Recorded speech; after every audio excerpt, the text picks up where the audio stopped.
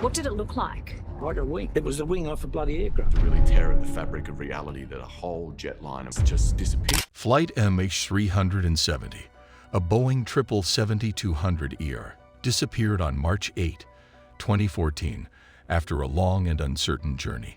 The plane, which had been in the air for 12 years, was headed to Beijing Capital International Airport in China. Captain Zahari Ahmad Sha, a 53-year-old pilot with extensive experience, was in the cockpit with First Officer Fark Abdul Hamid, who had flown 2,763 hours. The flight was meant to be a training trip for Captain Zahari, but it turned out to be his last. In this video, we will talk about this Malaysian flight, which was finally revealed by an underwater drone. The plane was carrying 227 people, including 38 Malaysians, from Indonesia, Australia, India, France, the USA, Iran, Ukraine, Canada, New Zealand, the Netherlands, Russia, Taiwan, and 38 Malaysians. At 35,000 feet, the crew checked in with Kuala Lumpur Air Traffic Control. As the plane approached Vietnamese airspace, its transponder stopped working, making it appear as a ghost in the sky. The plane disappeared suddenly, leaving everyone confused and scared. Around 1:30 in the morning, the plane turned around and flew southwest across the Malay Peninsula before heading northwest across the Strait of Malacca. The plane's unusual behavior left no one sure why it changed its path. A special emergency line was used to contact the people in charge of Vietnam's airspace, but their conversation was unclear. The pilot from another plane attempted to contact Flight 370, but their conversation was largely unconvincing.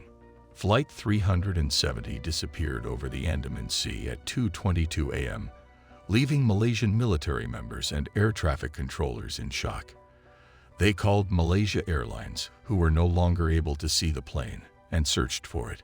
The search took time, with most attention focused on the South China Sea and the Gulf of Thailand. People who saw the plane, including fishermen, oil rig workers, and people living in places like Kuta Wadu Atoll and the Maldives, shared their stories of seeing a plane that looked like Flight 370. In March 2015, Inmarsat provided important information that Flight 370 could have crashed into the Indian Ocean southwest of Australia or landed in an area from Vietnam to Turkmenistan. When the search managers realized the plane wasn't in any of the places they had already looked, they changed their focus to other possible routes. However, the northern path was not feasible, as it would have required flying through areas where military radars from many countries would have been closely watching it. On March 24, 2014, Malaysia's Prime Minister, Najib Razak, announced that the last signs of Flight 370 were found over the southern Indian Ocean. The plane was believed to have crashed into the water, with 239 people on board. This event marked the worst thing to happen to a Boeing 777 in aviation history. In April 2014, a ship from Australia heard what they thought were beeps from the plane's black box while it was out at sea. However, concerns arose about the black box's potential loss of power. A robot submarine was sent to the ocean floor to search for this hint, but it couldn't find any parts of the lost plane. On July 29, 2015, a flaperon washed up on a beach on Reunion Island, and pieces of the plane were found on beaches in Tanzania, Mozambique, South Africa, Madagascar, and Mauritius over the next 18 months. It was believed that the plane may have broken up, either in the air or when it hit the water. Malaysia, Australia, and China ended their public search for Flight 370 in January 2017, but Malaysia allowed American company Ocean Infinity to continue looking until May 2018. In July 2018, Malaysian authorities released a report suggesting that someone might have intentionally taken control of the plane and changed its path.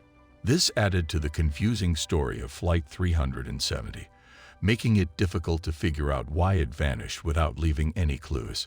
Flight 370, a Boeing 747, disappeared without a trace after 2 people were found using fake papers.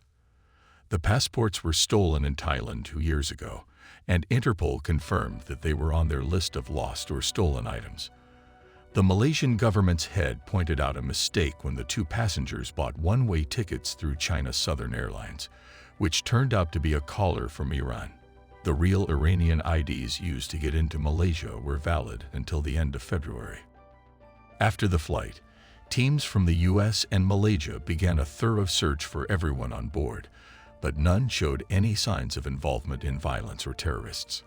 A man working as a flight engineer for a Swiss company who rented out jets caught attention, and some people thought Russian hackers might have taken over the plane.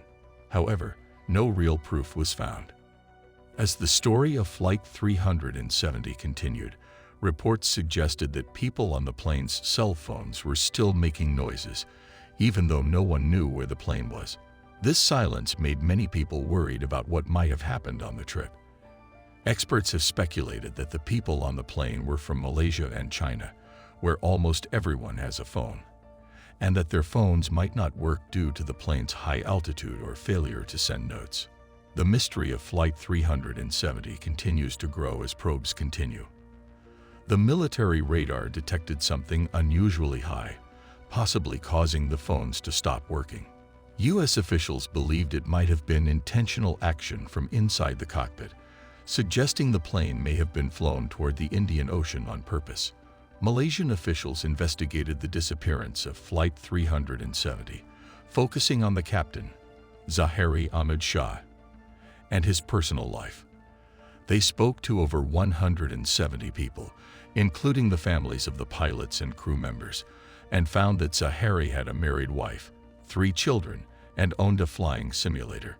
The flight path in the simulator looked similar to Flight 370's real path, leading to rumors about Zahari's possible reasons for the crash. As the investigation continued, Kuala Lumpur police and the FBI worked together to look over Zahari's flight simulator. No proof was found that Zahari was planning anything bad with Flight 370. The investigation then turned to Abdul Hamid, the co-pilot. A shocking finding revealed that Fark tried to call someone on the phone while the plane was flying low over Malaysia, but the call ended suddenly. The details of this call were kept secret, leading to a lot of guessing and rumors. The mystery surrounding Flight 370 is difficult to solve, but it is essential to look at all parts of his life and understand how complicated and nuanced people's feelings and actions can be in situations like these. This is it for today. We hope you enjoyed the video. If so, then share your thoughts in the comments and also share this video with your friends. Don't forget to subscribe to our channel and press the bell icon so you can never miss our video.